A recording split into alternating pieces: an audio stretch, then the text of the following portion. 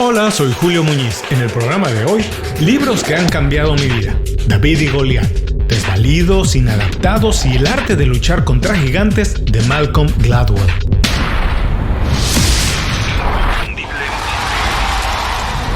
Esto es Inconfundiblemente. Aprende a ser tu mejor versión. En 1997, si yo quería ver una película, tenía dos opciones.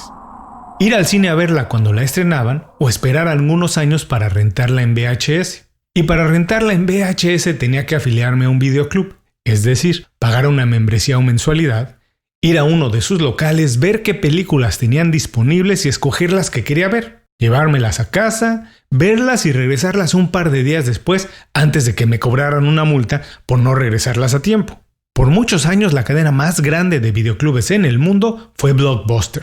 Blockbuster pertenecía a Viacom, el corporativo dueño de muchos canales de televisión y los estudios Paramount, entre otras cosas. Blockbuster era el gigante que dominaba el mercado de la renta de películas. Ellos imponían todas las condiciones. Por ejemplo, la cantidad de películas que podías rentar al mismo tiempo. ¿Cuántos días podías tenerlas en casa? La multa que se pagaba por regresar una película tarde, etcétera, etcétera, etcétera. ¿Fue esto último, una multa de $40 por regresar tarde a Apolo 13, lo que motivó al emprendedor Reed Hastings a buscar la manera de transformar el negocio de la renta de películas? Y es así como en 1998, junto a su socio Mark Randolph, lanzan Netflix con 30 empleados y una pequeña oficina en un hotel de California. Su oferta era rentar DVDs en lugar de VHS y que las películas llegaran a tu casa y se devolvieran utilizando el correo de la ciudad. No tenías que salir para nada. Además que en internet organizabas una lista con las películas que querías ver y se iban entregando una vez que regresabas la que ya se había visto.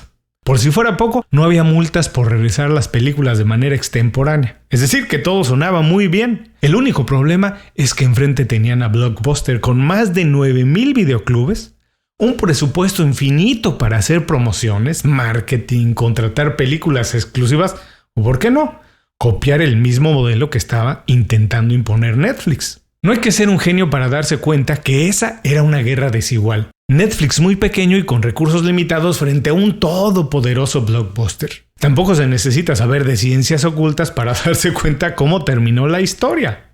Netflix, el entonces pequeñito e insignificante, triunfó al grado que Blockbuster desapareció. Obviamente muchos factores se combinaron para ese resultado, entre otros el crecimiento monumental de Internet, la transformación digital y muchas otras cosas que podemos mencionar. Lo interesante de todo esto es que tal vez, en ese momento, todas las cosas que a simple vista parecían debilidades de Netflix, pues no lo eran. O tal vez las fortalezas y ventajas de Blockbuster en realidad eran debilidades. Porque en un ambiente que está cambiando, ser un gigante musculoso, fuerte, pero lento y confianzudo no es lo mejor.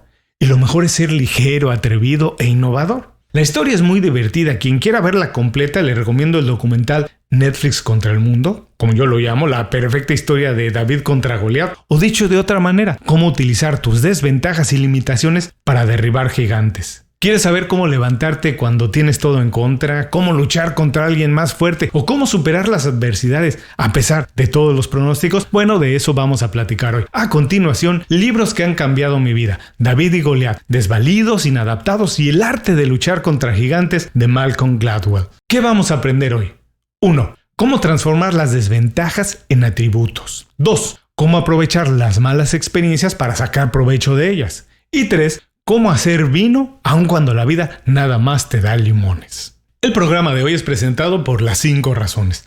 Las 5 Razones es una lista de recomendaciones semanales pensadas específicamente en ti. Es un boletín con consejos, herramientas e ideas fáciles de aplicar para mejorar tu vida profesional o tu negocio. Visita inconfundiblemente.com y suscríbete de manera gratuita. No tienes que hacer nada más. Una vez que te suscribes al boletín, nosotros nos encargamos de que todos los viernes recibas un email fácil y detallado con estas herramientas. Toma las riendas de tu vida. Visita hoy mismo inconfundiblemente.com y suscríbete para empezar a recibir de manera gratuita nuestras recomendaciones.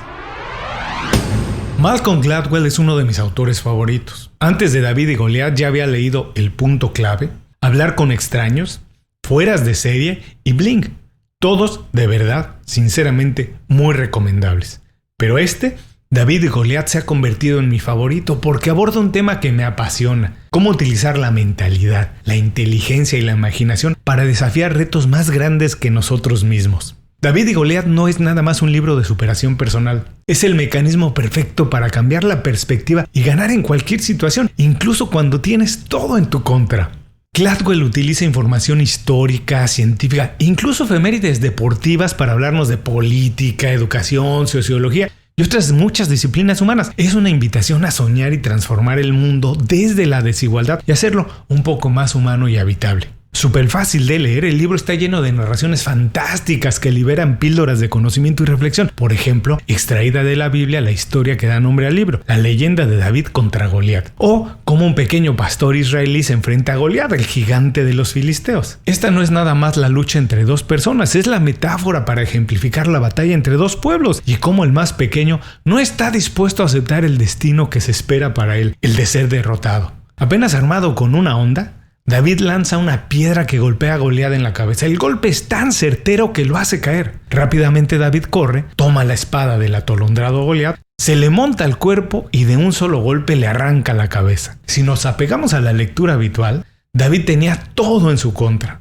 Sus posibilidades de derrotar a Goliat eran mínimas. Sin embargo, David advirtió que Goliat tenía problemas de visión y aprovechó su corta estatura para moverse rápido y pasar casi desapercibido frente al gigante. Los estudios más recientes sugieren que Goliat sufría de una enfermedad hormonal que lo hizo crecer de manera inusual al mismo tiempo que le causó problemas de ceguera. Desde esta perspectiva podemos imaginar que tal vez David no estaba en desventaja y que lo que parecía una debilidad era la herramienta que le permitiría triunfar. Es este enfoque, el cambio de óptica, el que prevalece a lo largo de todo el libro y nos sugiere que incluso en situaciones adversas, utilizando la imaginación podemos transformar los obstáculos y triunfar. ¿Quieres saber cómo hacerlo? Estas son las enseñanzas de David y Goliat, desvalidos, inadaptados y el arte de luchar contra gigantes de Malcolm Gladwell. 1. Define tus propósitos y objetivos y no te compares con alguien más. Así como David utilizó sus condiciones naturales para derrotar a un rival aparentemente superior, nosotros tenemos que identificar nuestras condiciones congénitas y utilizarlas en nuestro beneficio. De nada sirve compararnos con personas o compañeros superdotados en una disciplina. Lejos de ayudarnos, podemos causar un sentimiento de frustración en nosotros mismos. Nadie es excelente en todo. El objetivo es desarrollar lo que se nos da bien, en lo que somos buenos de manera natural y hacerlo mejor que la mayoría. 2. Crecer en un ambiente privilegiado puede limitar tu aprendizaje. Resulta natural pensar que si se crece y vive en un ambiente lleno de privilegios es más fácil desarrollar habilidades y crecer intelectualmente. Los estudios no concluyen la misma aseveración. Por el contrario, muchas veces el exceso de recursos relaja el pensamiento creativo y la carencia de necesidad evita echar a andar la imaginación. No se sugiere vivir en ambientes hostiles, por supuesto que no, o vivir con carencias para desarrollar esas habilidades, no. Pero se recomienda retar de manera constante el desarrollo de los niños y los jóvenes. Por ejemplo, se considera que en un salón de clases, en una escuela privada con menos alumnos es una mejor condición de aprendizaje. Pero también se ha comprobado que un porcentaje mayor de conocimiento se adquiere a través de la convivencia con más compañeros. La medida exacta no se sabe. La sugerencia es estimular de manera constante el aprendizaje de niños y jóvenes. 3. Sobreponerse a dificultades alimenta el desarrollo de habilidades nuevas. Si me lo preguntas, prefiero no tener dislexia. Pero si me dices que algunas de las personas con mejor memoria en el mundo sufren de ella, bueno, ya me lo empiezo a pensar. Obligados a leer de manera más pausada, las personas que sufren de dislexia desarrollan capacidades que otras personas no tienen. Por ejemplo, aprenden a escuchar más y memorizan más información. Otra estadística sorprendente resulta el alto porcentaje de científicos exitosos que perdieron a alguno de sus padres antes de cumplir 20 años. Por supuesto, nadie lo desea. El hecho es que estas personas se han visto obligadas a luchar más de lo normal, incluso valorar más las cosas que consiguen y desarrollar una mentalidad de crecimiento que los ayuda a triunfar. Es muy probable que todos tengamos una condición de desventaja. La diferencia es cómo la utilizamos. Si para justificarnos o para motivarlos. ¿Cómo lo vas a hacer tú?